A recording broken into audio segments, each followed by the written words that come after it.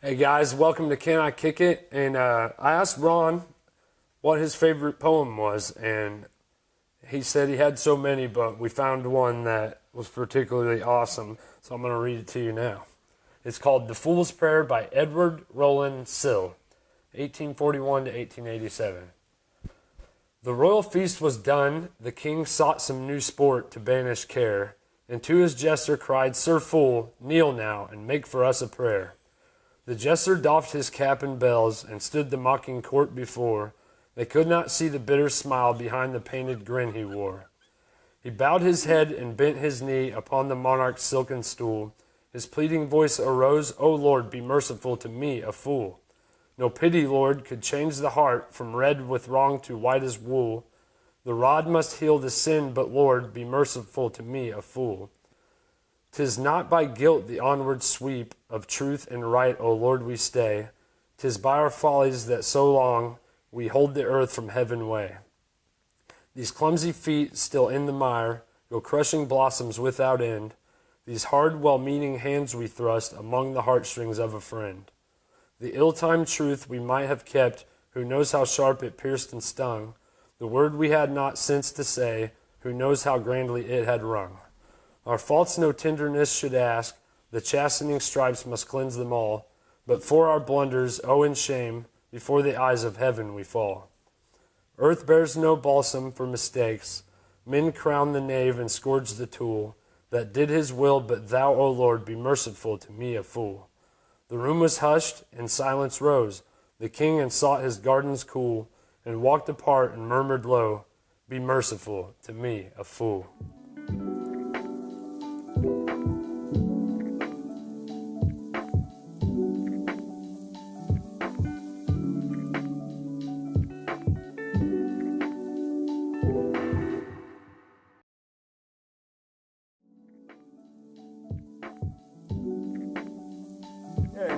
Hey, welcome to Can I Kick It? I'm Alex Ray, and I'm here today for episode 11 with an old friend, Ronald Kratzner. Did I say that right? Kratzner? I just learned your last name. Close enough. Yeah. I just learned Ron was backing at it after the whole COVID epidemic, and Ron has a special place with me because when I was going through a really hard time, and I was out there on the streets homeless, and, you know, doubly so, I have a background in philosophy from VU, and I've always just been a very philosophical person.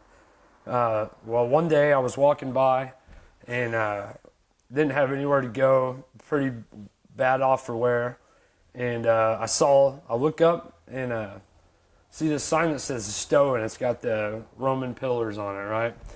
And I was like, what is this? And see a bunch of books, you know, I did the window thing, and I'm looking through, and I see all these books, and I was like, okay, I'm in so far. What? And then, like you said, I was like, what are they selling in here? You know? And it turns out it was ideas, and that's Ron's line. So we're here today with Ron, and Ron, why don't you tell our viewers a little bit about the background of Stoa, what this place is? Okay, the Stoa is basically an idea to try and see if we could get together with people that are different and see how we could agree without beating them up. That we seem to live in a time of tribes and negativity, and the guess was that maybe if I opened a place where it could be safe and civil discussion, that we might learn from one another. And so that was the idea, and then we had the pandemic, and so that made it a little more difficult. But it started out, and it's my passion in philosophy. I've been dealing with philosophy and theology ever since I was born. I have a fundamentalist mother and a atheistic father, and I've been trying to put it together. Christian fundamentalist, right? Yeah, okay. Right. Yeah, Christian fundamentalist. That's an interesting combination. Yeah, I don't know why they stayed together, but I'm glad they did. But they stayed together because there was a common love between them, Right. and I picked that up as kind of my guide. So it's been a great experiment that I have enjoyed it. I have all my books that I can read forever unless I go blind, and people drop in and they talk about what they're concerned about in life. They work with the old movie and song, What's It All About? What's It All About? And sometimes they are hurting, and hopefully I can give them some kind of help and concern by telling them that they're okay, just like Mr. Rogers. They're okay, Yeah. just like they are. Mr. Rogers is also one of my idols. Great man. So can you tell us a little bit about how? Okay, so the place has been open what, a year and a half, Yeah. 2 years? Right. Okay. What? Yeah. How did you get started with the building? Belongs to your family, right? Right, with Okay. yeah, actually, when we were in Anderson, Indiana, we had the choice of retiring, and we decided to pull out our money and not leave it in the bank because Yeah. the banks were a little shaky at the time, and so we bought the building, and my wife treats it like a dollhouse that she keeps changing, but she donated this little area for me in the first floor that I could put all my books in and open up the store. And So Stoa means don't me, yeah, Porch, yeah. right? They people ask, I have a big sign on the door that says Stoa, and the Stoa comes from the ancient Greeks that they used to have meeting places, not in the houses but on the porches. The Stoa is Greek for the Greek porch that these men of leisure used to come in and talk deep questions about. right. Yeah. They would have the claim. Somebody would make a claim, and then somebody would make a counterclaim, and they were able to talk about it civilly and grow with both of them as they worked. So it was a time when they could really ask the questions of not what you want for dinner, but what you're going to do with your life. And ethics is probably the most important area that they dealt in. What should I do? So this started in Greece, right? Right. Okay. So, and then I was part of a group in Anderson that was called the Socrates Club.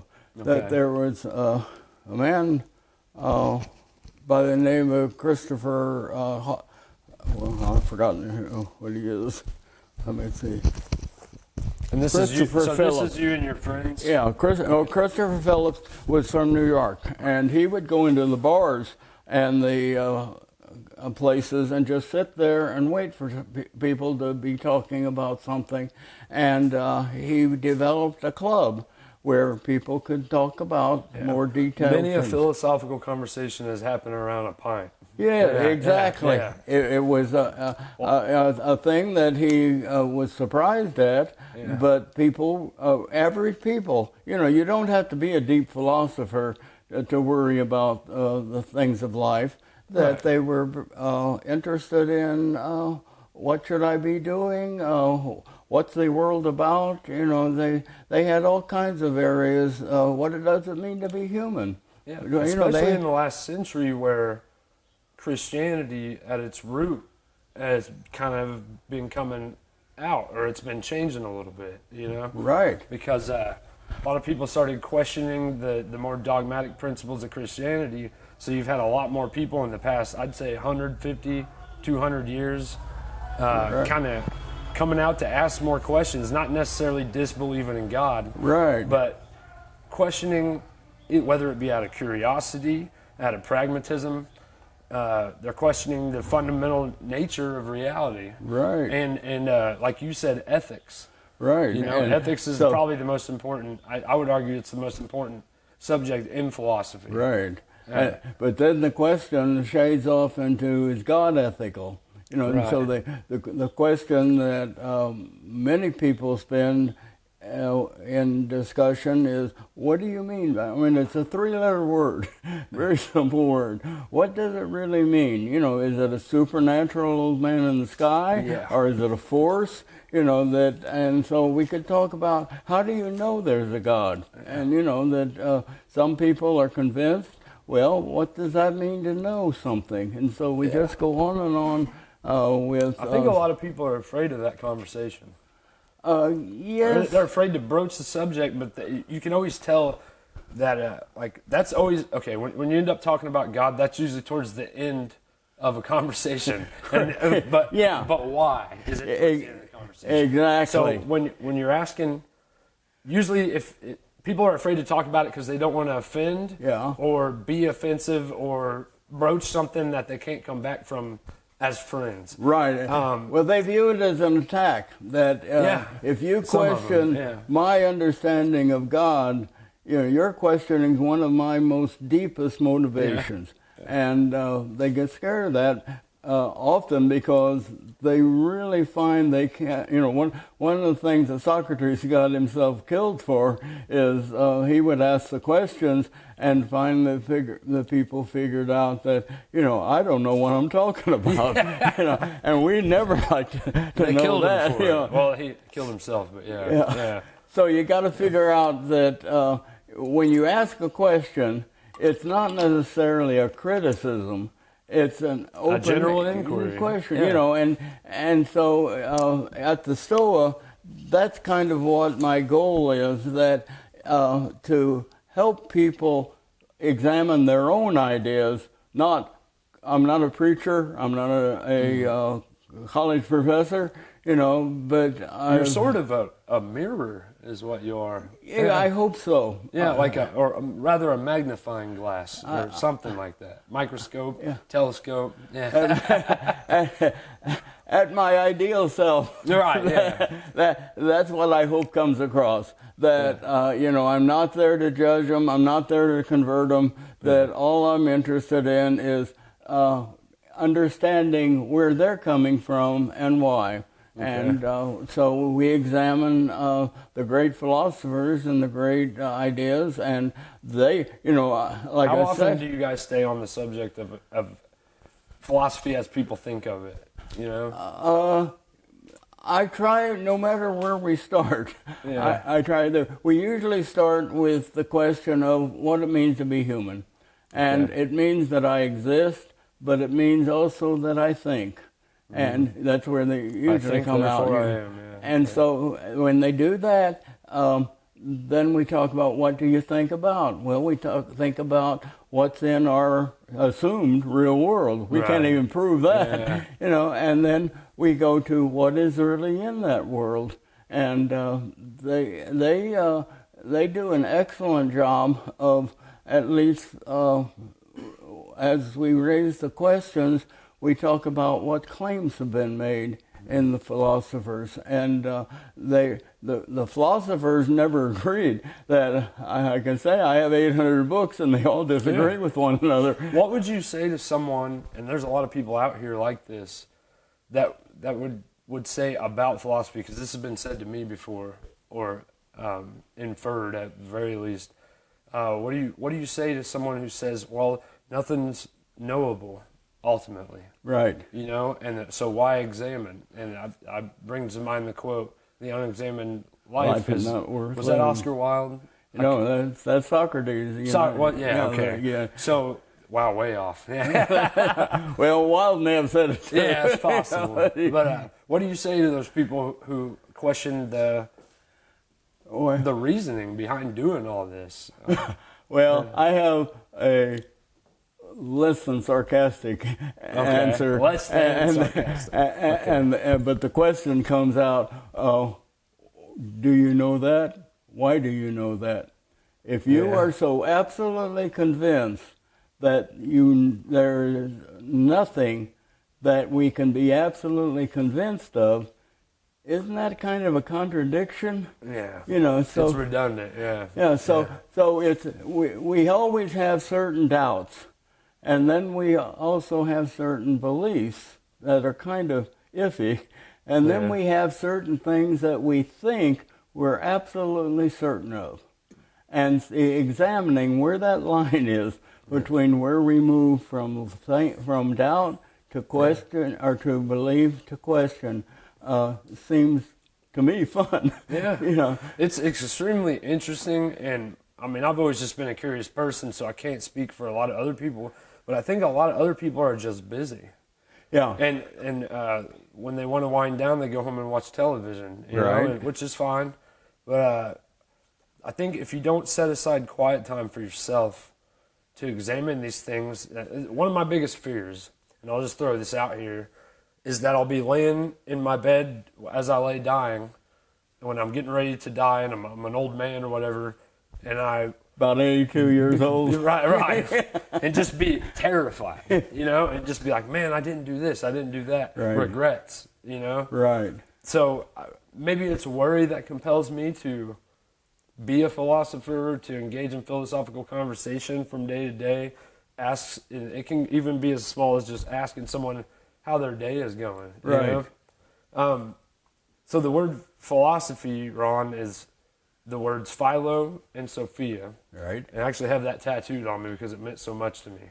And Philo means, I'm not telling Well, you this, I'm I think, telling him yeah. this. You already know, but Philo is love, Right. you know, like philia. Right. And then you have Sophia, which is love. Wisdom. Love of wisdom. Love of wisdom, that's right. Yeah. Okay. So the love of wisdom, how do you have it if you don't have any wisdom? Yeah. Yeah. But you get a taste of it from your elders, you know. Right. And that's my theory, working theory right now. Exactly. I And didn't mean to beat this off the bush, but yeah. See, and that's a fantastically important point. That one philosopher, or Locke, says that when we're born, we're a blank tablet, and Tabula- we are dependent totally on our significant others. In fact, if babies aren't cared for, they die. Yeah, that's right. And there have been They've studies done an of experiment on that. You know, yeah. yeah. And so we get all of our ideas initially from our caregiver, because they feed us and they change us and they do all that. But as we grow, we meet other significant others, the minister, the gang, you know, Yeah. and we have to make decisions as to, maybe my mommy was wrong here. Yeah. And so we have to try it out. Now, the pragmatists say that's the only way. We try it out, and if it works, we keep doing it. If it doesn't, we change it. And change is another philosophic question. Do we have it, or are we determined? You know, we can go into all. So what happens with philosophy, it's like the tree, that it has all these branches, and they lead into other branches. And so it's the whole world, and we have to decide where we want to concentrate. And so some philosophers try and cover it all. Some philosophers try and just one little piece of it. Yeah. And so it makes a difference as to the questions that we ask or the claims that we make. And those come from, we say, our experience. So the fact that something has happened to us that we can't understand, we tend to try and find an answer. Yeah. And so the answer may be religion, you know, it may be anything else, drinking, you know, maybe something else.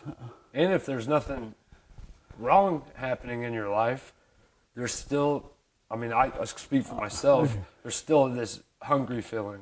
Or a void, rather.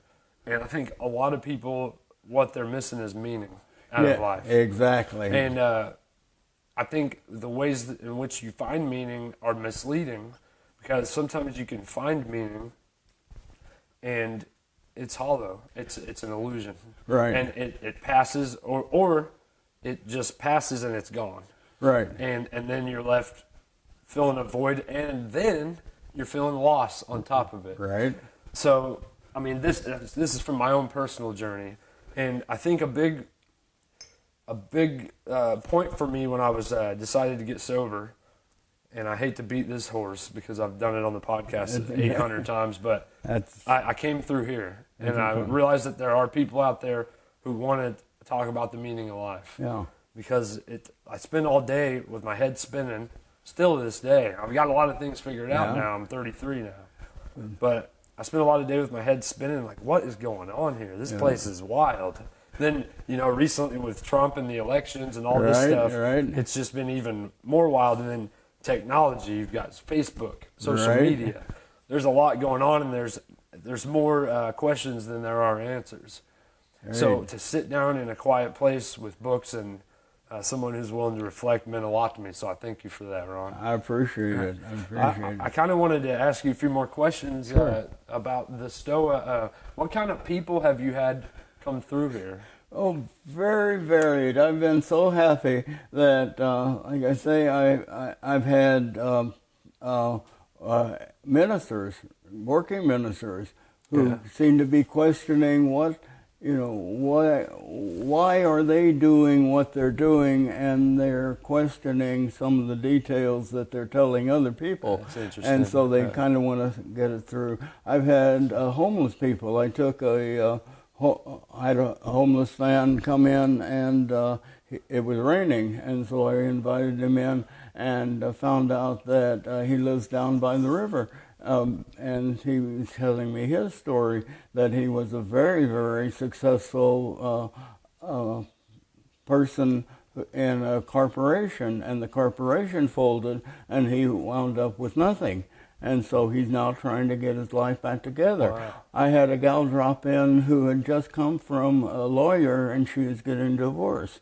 And she just kind of wanted to say, what do I do now? Yeah. Where do I go? And so I've had college kids. I've had, like I say, high school kids that are just beginning to question, about, just from what job should I begin? Should I be in this?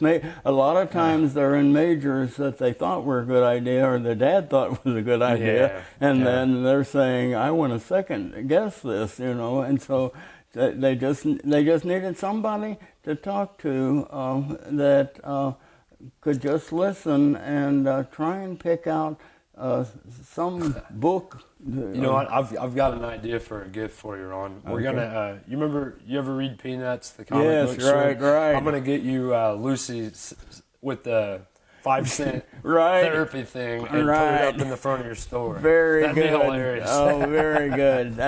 There is a tremendous amount of philosophy in Peanuts. Yeah, there is. Charles Schultz was a very depressed person, but he made light of it. You know? And he found a lot of beauty in the ugliness of life. Yeah, I've always admired Charles Schultz for that. But there's a great story about we can look at life a couple of ways, and if we are in a pasture, we can look at the beautiful flowers and the grass, or we can look at the cows and what they leave behind, and Fair enough. So we again, a lot of philosophers say we have that choice, that we can look at life, and sure, there's cow stuff in it, but there's also flowers, and so we choose what we want to look at. And for some of these people, they're only looking at the glass half empty, and so they just need to say, no, there's more to the glass than that, Absolutely. And I have had a heart attack, and when I was how long ago was this? About 2 years ago. Is that right? Right when you started the place, huh? Yeah, I'm still not the man I used to be, right. But while I was recuperating, that's when I read that Shakespeare quote that the meaning of life is that we find our gift. What is our gift? And I pretty well decided my gift was listening. My gift was supporting. And that as a teacher, I tried to do that. I was a teacher for 45 years and and retired at the top of my profession. I have my doctorate. I have everything that I ever knew about teaching.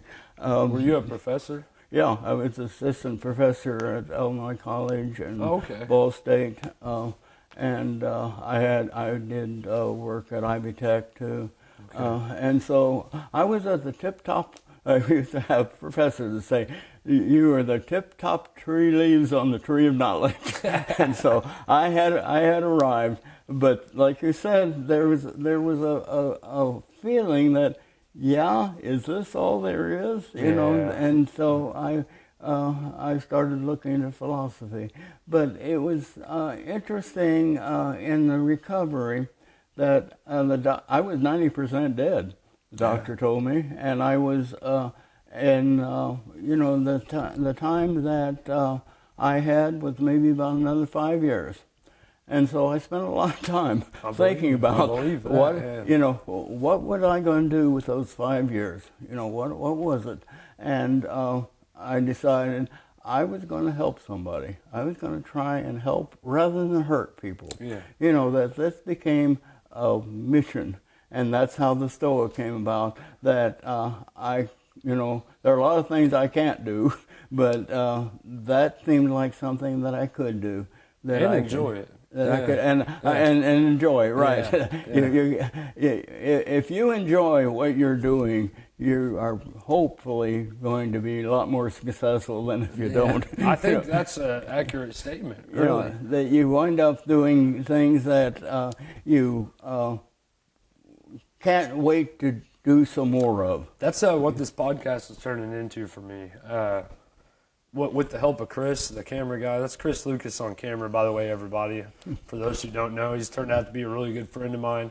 But me and him have a lot of fun doing this stuff. Yeah. Well, I can't speak for him. I know I do. He's running the cameras. But honestly, does he get to talk? I get excited. He can talk if he wants. He can come on camera if he wants. But my point was, I really enjoy doing this, and I learn a little bit from each person every time I do it. And I encourage other people to go out, come talk to Ron, start your own podcast, do whatever it is. You're not going to know what you don't like until you try it. Exactly. And so come down and talk to Ron and get some knowledge. I've got another question for you. This is interesting.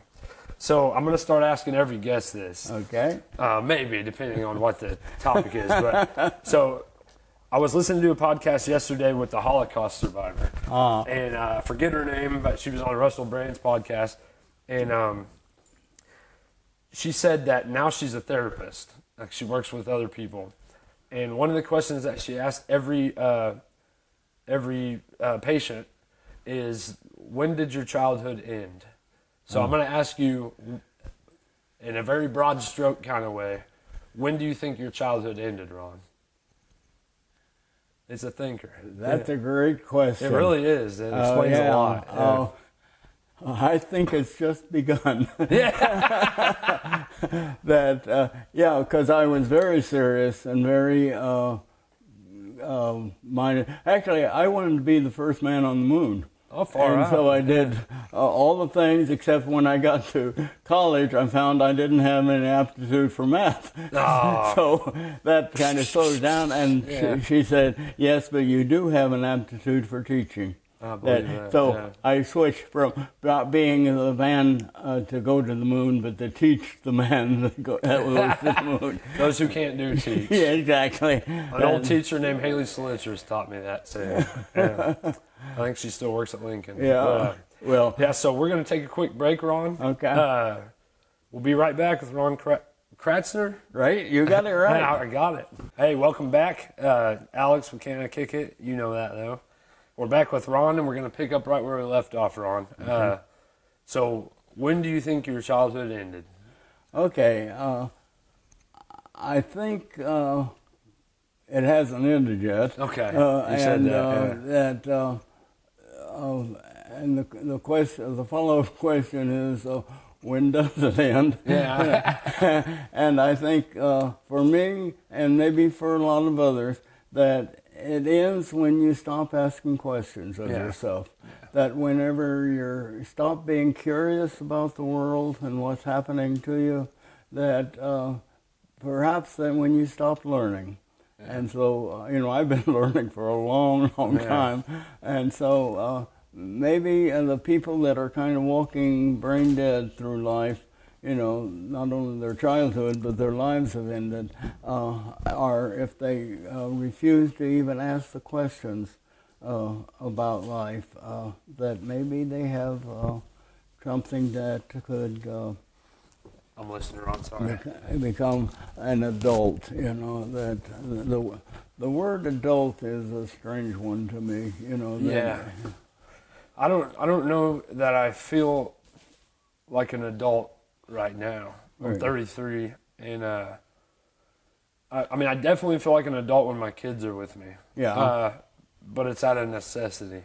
Right. I still feel like I have a sense of wonder, but at times I feel like I have to keep it hushed or something. And I don't know if that's how people have felt throughout the entirety of history, or maybe it's a self-imposed limit that I'm putting on myself. But I wonder a lot. Like, I want to be able to walk up to somebody. I know I can with you, but I want to be able to walk up to some of these brain dead people and say, "What do you think of God?" And, right. And a lot of times you'll find if you get past that initial meeting somebody phase where things are a little awkward and you're not sure of the other person, when you finally get to that point where you ask about, thank you, Chris, when you ask about God, they seem relieved to tell you about it. Right, exactly. There's a pressure being let loose.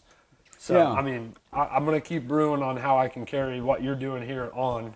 And I think the podcast is one way to do it. And we have other projects in store that we'd like to have you involved in. So I appreciate that. No problem. But you're I think I agree completely with you that there is a sense in which you begin to say, "I'm not finished yet." And so if you can say that, you're still a child. You realize it. Some people say, when they first get married, that makes them an adult, or when they're independent. The interesting thing about that statement is we are never independent.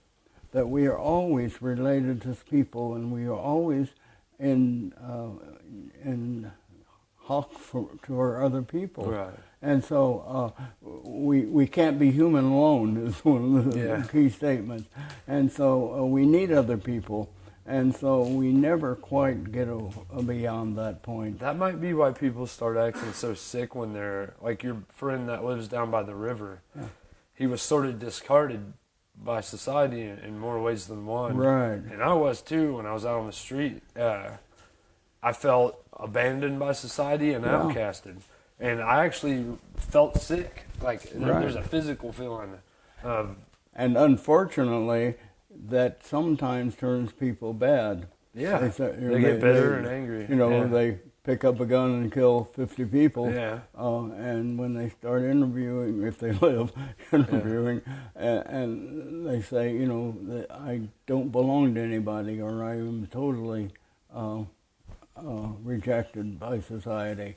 So it doesn't matter who I kill because it's society. They owe no allegiance to society because they're not a part of it. Yeah. Exactly. And a lot of healing happens when people are re-welcomed into the community in one form or another, and I think that's why acts of altruism are so important. And not only that, but I think acts of altruism and charity distinguish us from mere beasts. Right. And I think there's something very Christ-like. Yeah. So I'm afraid to use that term sometimes, but whether or not you believe Christ is real or not. What you mean by Christ. Right, yeah, well, yeah, that's true. But did you know there's actually a chemical that releases down your spine? I was reading about this, called christendom. Whenever you do an act of altruism for somebody, and it's sort of it's a chemical that allows you to feel bliss. Yeah. And nobody talks about that.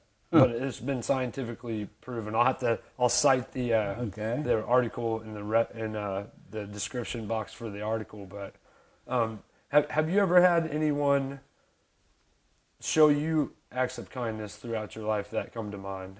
Definitely. Inspiring moments. One of those ways that I go to sleep at night is listing the acts of kindness that I've experienced just in that day. You know, who has gone out of their way to be kind to me? Who has done something for me that I didn't expect? You know, and it's very therapeutic, as you say, that we all, and again, it goes back to my glass analogy. It's a place to look rather than how the hell did I screw up today? Yeah. What, you know, who was mean to me today? You know, and I'm going to get them. You know, and that whole train of thought. Call that the slaughter list. Yeah. Right. So. Yeah. I was having one of those days today, actually, where I was feeling particularly perturbed with a person at work, a person or two. Yeah. Be careful what I say. They're watching. No, I'm kidding. But I was having a very negative outlook today, and I decided to be grateful for my job, and I just made the decision to be grateful. And it sounds cliche and corny, but it works. It works. It turns you around slowly. It's like your attitude is a giant ship, and it takes a while to turn around, but you can turn it around. And how do you turn it around? One little movement at a time. Exactly. You know? It's not a little PT boat. No. But it is a big old ship. Yeah, and it does. And it does work. You know, it takes, I tell people it takes time and practice. You have to practice it. You have to, you know, you can't, you aren't a Pollyanna. You don't, you know, look at life like everything's okay, but you look beyond what is bothering you and saying that it's also good, you know, that, you know, when we look at Genesis 1:1 and on, you know, it's a statement by the writer that says, this life is good, you know, and what does that mean? I should be happy that I'm alive. You know, I should be happy before that I can anything help else. people. Yeah. And so it becomes a way of looking. And then when you look at the history and you look at people like Martin Luther King or others who have undergone such terrible things that they still had this spark of positive, I can help. You know, Gandhi is a great example that he did not have a good life. You know, they didn't like him, but he persevered. And the thing that gave him, to me, the strength to persevere is just the way he looked at his whole life. You know, he looked, this does not have to be that I can change it with one perspective at a time. He authored. What ended up happening to Gandhi anyway? Was he killed? Well, just like Martin Luther King, he was assassinated. Was he assassinated? I never actually knew that. It was they were trying to build the Pakistani separation, and somebody didn't agree with him, and so he had an opening service and had all these people.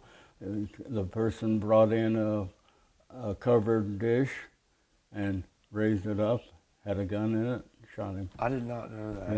Yeah, and so, but the interesting thing about the story, that only increased Nehru's attempt at making it work. They made him. They made him a martyr. Right, and you know, Jesus was the same story. That one of the reasons I don't want Trump shot is because you know, it would just make a martyr in him. And I hope that that's what keeps Biden alive. Right. That, but it's, you know, for every person that has tried that, it's backfired, and that to me gives me hope. Where do you see you've had a lot of experience in America. I mean, 83 years, right? 83 Yeah. years. In fact, March 12th, I was 84. 84, Wow. yeah. I just had a birthday, yeah. Right. I did too, March the 17th, so we're both Pisces. Okay. I didn't know that. That makes a lot of sense, actually, if you follow that stuff. But, Yeah. So what trends have you seen politically and socially among human behavior since, like, repeat themselves over the years? I mean, have you seen some, like, because I imagine in my own head that, like, there are certain trends in human behaviors that come and go, and there's sort of an ebb and a flow, or some sort of rhythm to the way that humans behave. Of course, it's always progressing. Right. But I always imagine that someone your age would know, like, what things have you seen come and go, hatred-wise, kindness-wise, war? Is that too tough of a question? No, that's a wonderful question. Okay. But my answer, I may want to rethink, because my answer is absolutely none. None? That I have seen the ebbs and flows for 2 steps forward, 1 step backward. Yeah. We don't keep slaves anymore, but we lived in Vincennes with a president who used to keep slaves. So I can look at that and I can say, hey, that's a good thing. Yeah. And yet the segregation of Jim Crow and what's happening in Georgia is just criminal. Yeah. And so we've gone a little bit and then we go back. And the hope is that we have the courage to continue to go forward even though we go back. That I was born in the Depression.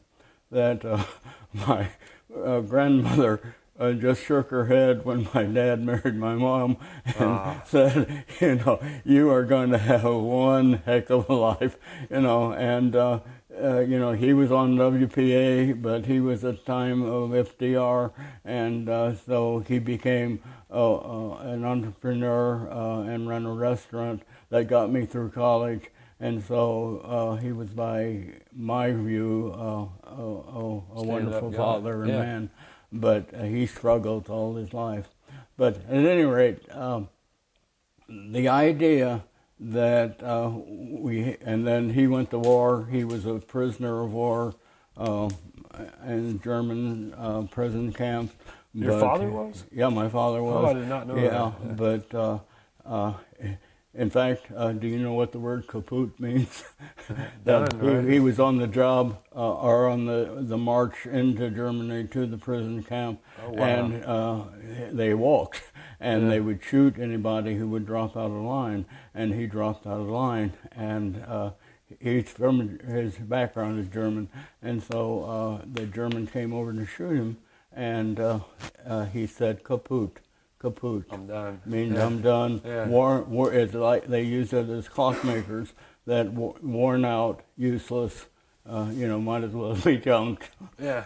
And that amazes me that the older generations from us have these amazing stories. No, amazing is probably not the right word. Traumatic stories, but still nevertheless like these amazing stories and these intense things that happened to them, like a world war. And my generation has TikTok.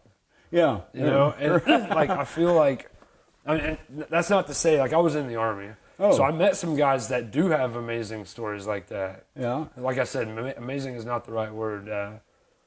They lived through some very real stuff and survived it. Yeah. And our generation, a lot of that's disappearing for the most part, except for people who voluntarily go into the military, like myself and a few friends of mine. But I just think that, well, you're right, though, about the 2 steps forward, 1 step back thing, because it's almost as if you can't have any progress without great struggle. Yeah. Well, I mean, you may be able to attest to that. You have to hit bottom before you go up. Yeah. The Depression was not a happy time, but I didn't know about it, so Yeah. I enjoyed it. I made You're oblivious. Yeah, I couldn't buy G.I. Joe, but I could make a clothespin that looks like a man.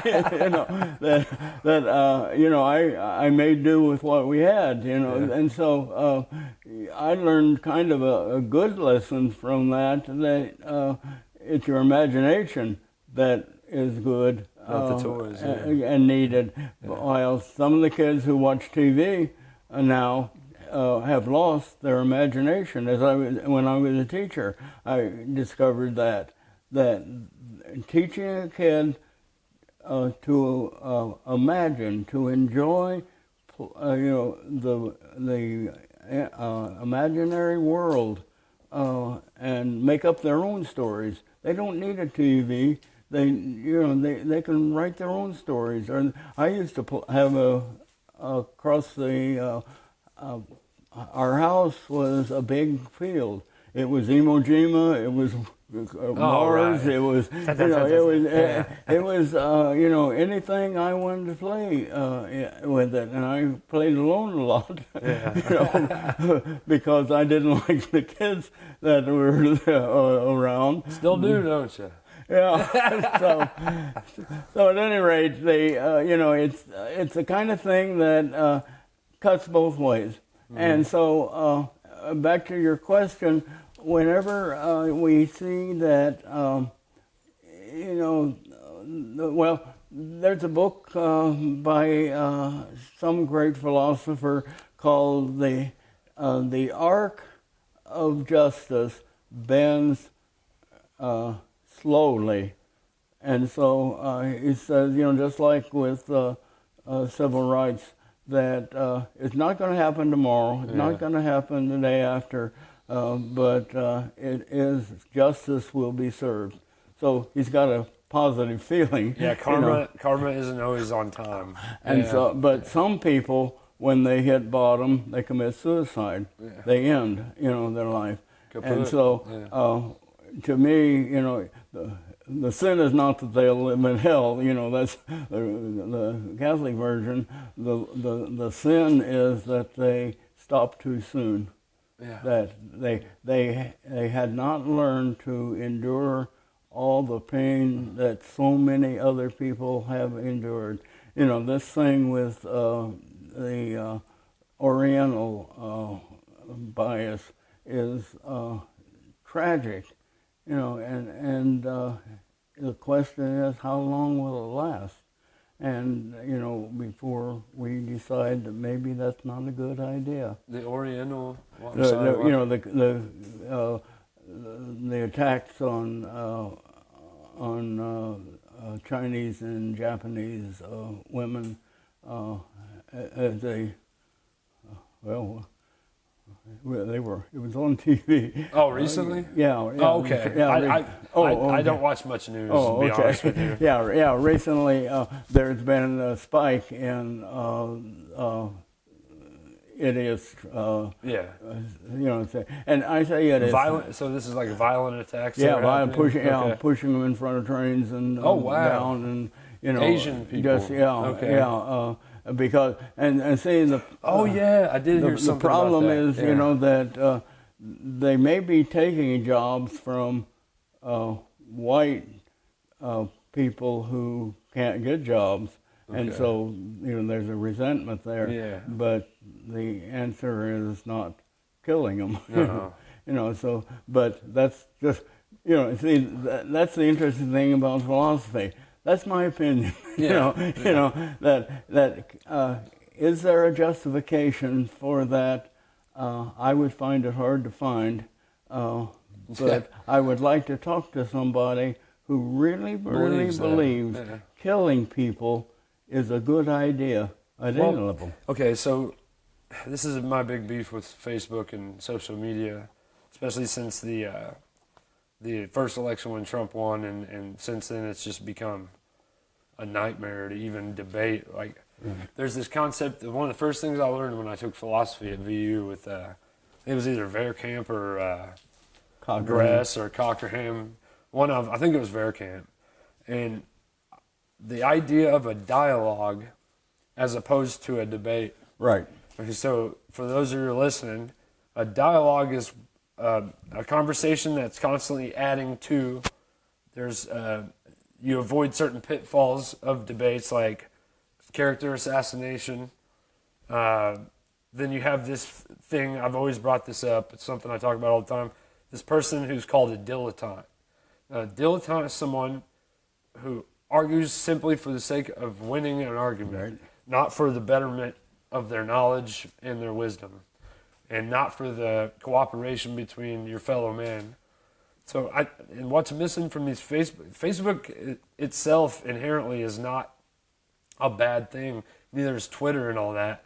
It's the intent with which it's being wielded. Right. So you have dilettantes on there, people who've already made up their mind and they don't want to change it. And then you have a few people who've just given up on trying to have dialogues online, because it could be a wonderful resource. Like if are you on there much, or do you mess with social media? Not much. It just wears you out, doesn't it? Well, yeah. It's before my time. Yeah, that's true. It's not. It's not part of my life. Right, and you're probably fine without it. Yeah, but I'm just saying it could be a wonderful platform if people engaged in the type of conversations that you and I had a year and a half ago. You know, we had amazing conversations. I don't remember exactly what we talked about, but yeah. Yeah, well, you shared a great deal, and I hurt for you because you were at pretty low. But I just thought of something that it's interesting. Schools teach debate classes. They do. They don't teach dialogue classes. That's I have a major beef with the public education system. Yeah. Not enough to go crazy about it, because they do teach our kids, and I have children in school age. You know, a lot of the curriculum that's being pushed by the state and by the federal government is ridiculous, for lack of a better word. There's some necessary fundamental stuff like math and English and lit, but a lot of it is, even the teachers will tell you that the curriculum, we're missing some vital components, some stuff that would benefit everyone else. Like someone was just telling me the other day that why don't they teach you how to do taxes in school? They don't. They don't teach you what a W-2 is. They don't teach you how to start a business. This should be primary education. And and almost a lot of those conspiracy theorists out there would say that this is by design. But I don't know. I definitely think bureaucracy has created an environment in which teachers are trying to just make their money and go home. And the first step you said, I see that part of the problem, or major part of the problem, is the state tells the school what to teach. And that if you, I taught for 45 years, and the big thing at a certain point was to simply pass the test. So somebody sat down and said, this is what every child should learn. They streamlined it. And then if you didn't do it right, and I didn't do it right in a couple of schools, that you had to look for another job. Because if you didn't buy in to, and what one of my schools did was they had two sixth grade teachers, and they gave the test to both teachers, and the one that didn't pass the test was fired. The second one was kept until the next one. So it was a competition. It was like a basketball game. It was an elimination game. I've heard it said if you judge a child on it, or what was it? If you judge a giraffe by its ability to climb a tree, or something to that effect. There's a cartoon to that effect. Yeah.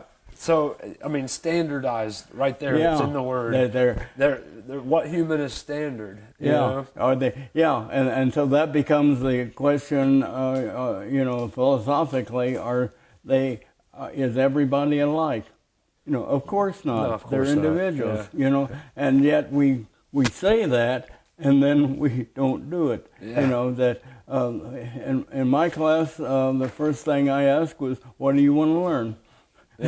And when they said that, that's what.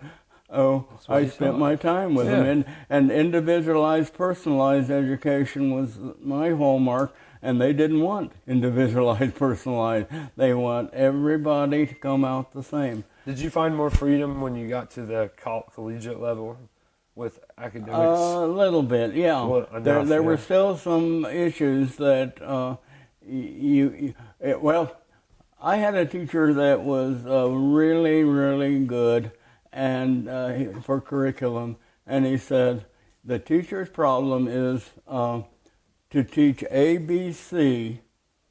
If the teacher's problem is to teach ABC, teach ABC. Yeah. But if you want to teach XYZ, teach XYZ and ABC. Right. So that's An addendum. and then he added an unemployed teacher doesn't help anybody.